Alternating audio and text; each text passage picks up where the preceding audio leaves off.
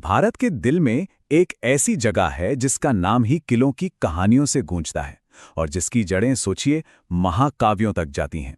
तो आज चलिए छत्तीसगढ़ के इतिहास की इन्हीं परतों को एक एक करके खोलते हैं। तो सवाल यही उठता है कि ये जमीन इतनी पुरानी, इतनी प्राचीन, जिसका जिक्र रामायण और महाभारत तक में मिलता है, वो आज का मॉडर्न छत्तीसगढ़ आखिर बना कैसे? कैसा रहा ये पूरा सफर? चलिए इस सवाल का जवाब ढूंढते हैं। और इसका जवाब वो छिपा है 3 चीजों में। 1, 36 किले। 2, एक ऐसा राजवंश जिसने 900 साल तक राज किया। और 3, वो वीर स्वतंत्रता सेनानी जिनके बलिदान ने इस मिट्टी को इसकी असली पहचान दी। कहते हैं किसी भी जगह की कहानी उसके नाम से ही शुरू होती है। तो चलिए सबसे पहले यही समझते हैं कि छत्तीसगढ़ नाम आखिर आया कहां से और इसकी प्राचीन पहचान क्या थी। तो छत्तीसगढ़, इसका मतलब है छत्तीसगढ़ यानी 36 किले। जो सबसे मानी हुई थियरी है वो हमें सीधे कलचुरी साम्राज्य के दौर में ले जाती है। कल्पना कीजिए, बीच में से शिवनाथ नदी बह रही है और इस नदी ने पूरे इलाके को 2 हिस्सों में बांटा हुआ है। 18 किले नदी के उत्तर में और 18 किले दक्षिण में, और बस इसी गिनती से नाम पड़ा छत्तीसगढ़। लेकिन दिलचस्प बात यह है कि छत्तीसगढ़ नाम तो बहुत बाद में आया। इससे सदियों पहले इसी जमीन को दक्षिण कोसल के नाम से जाना जाता था। और ये कोई मामूली बात नहीं है।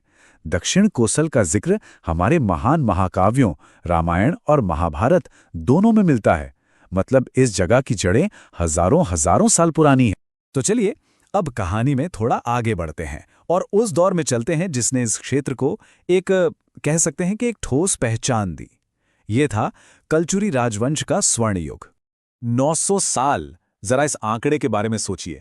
पूरे 900 साल, लगभग 1000 साल, 875 एडी से लेकर 1741 एडी तक सिर्फ एक राजवंश, कलचुरी राजवंश यहां राज करता रहा।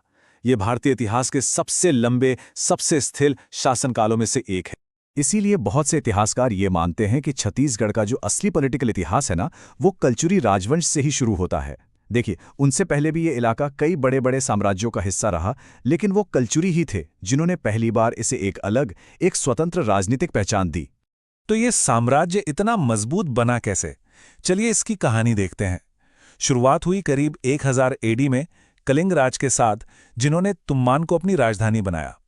फिर 1045 में आए रत्नराज प्रथम, जिन्होंने रतनपुर शहर बसाया और उसे अपनी नई शानदार राजधानी बनाया। और फिर देखिए 1090 आते आते जाजल्यदेव प्रथम इतने शक्तिशाली हो गए कि उन्होंने पूरी तरह से आज़ादी का ऐलान कर दिया।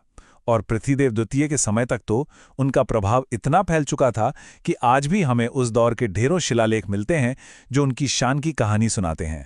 तो आखिर कलचुरियों ने पीछे क्या छोड़ा? उनकी विरासत क्या है? देखिए, वो सिर्फ राजा नहीं थे, वो निर्माता थे, बिल्डर्स थे। उन्होंने बहुत ही खूबसूरत शिव और विष्णु मंदिर बनवाए। उन्होंने वो गढ़ों वाली प्रशासनिक व्यवस्था बनाई जो सदियों तक चलती रही। लेकिन शायद उनकी सबसे बड़ी देन थी एक मजबूत क्षेत्रीय पहचान, एक ऐसी पहचान जिसकी नींव पर आज का छत्तीसगढ़ खड़ा है। 900 साल के लंबे शासन के बाद अब वक्त बदला। कलचुरियों का दौर खत्म हुआ और सत्ता का केंद्र भी बदल गया। अब इस कहानी में एंट्री होती है मराठों और फिर अंग्रेजों की, और उनके आने से शासन करने का तरीका बिल्कुल बदल गया। सोचकर देखिए, एक तरफ थे कलचुरी जो 900 साल से यहीं रतनपुर से राज कर रहे थे, और दूसरी तरफ आए मराठा जिनका शासन नागपुर से कंट्रोल होता था। मतलब स्थानीय राजाओं की जगह अब नागपुर से भेजे गए सूबेदार राज करने लगे। ये एक बहुत बहुत बड़ा बदलाव था। मराठों के बाद आए अंग्रेज, और उन्होंने भी धीरे धीरे अपनी पकड़ मजबूत की। पहला कदम उठाया 1818 में, जब उन्होंने नागपुर पर अपना संरक्षण स्थापित किया। उसी साल उन्होंने एक बहुत ही अहम फैसला लिया। राजधानी को सदियों पुराने रतनपुर से हटाकर रायपुर ले आए। और फिर कुछ दशकों बाद 1854 में डॉक्ट्रिन ऑफ लैप्स के तहत पूरे नागपुर साम्राज्य पर ही कब्जा कर लिया। बस 1855 तक छत्तीसगढ़ पूरी तरह से ब्रिटिश राज के कंट्रोल में आ गया था। ये जो राजधानी को रायपुर शिफ्ट करने का फैसला था ना, ये कोई मामूली फैसला नहीं था। असल में इसी एक कदम ने अनजाने में ही आज के आधुनिक छत्तीसगढ़ की प्रशासनिक नींव रख दी थी। आज भी रायपुर ही तो राज्य का केंद्र है और इसकी शुरुआत उसी फैसले से हुई थी।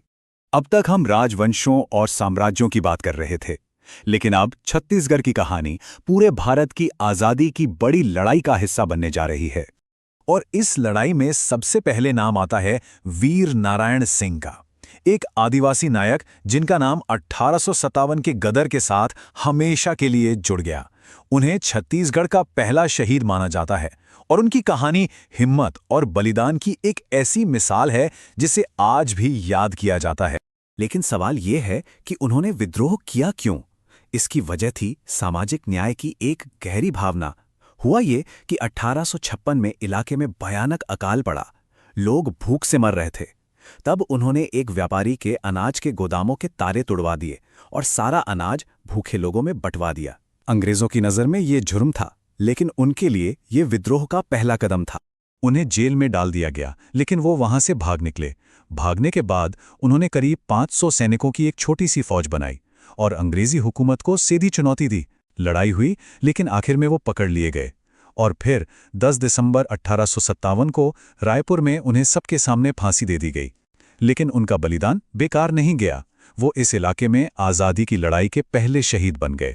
वीर नारायण सिंह का विद्रोह हथियारों का विद्रोह था, लेकिन उनके बलिदान के कई दशकों बाद विरोध की वो आग तो जलती रही, बस उसका तरीका बदल गया।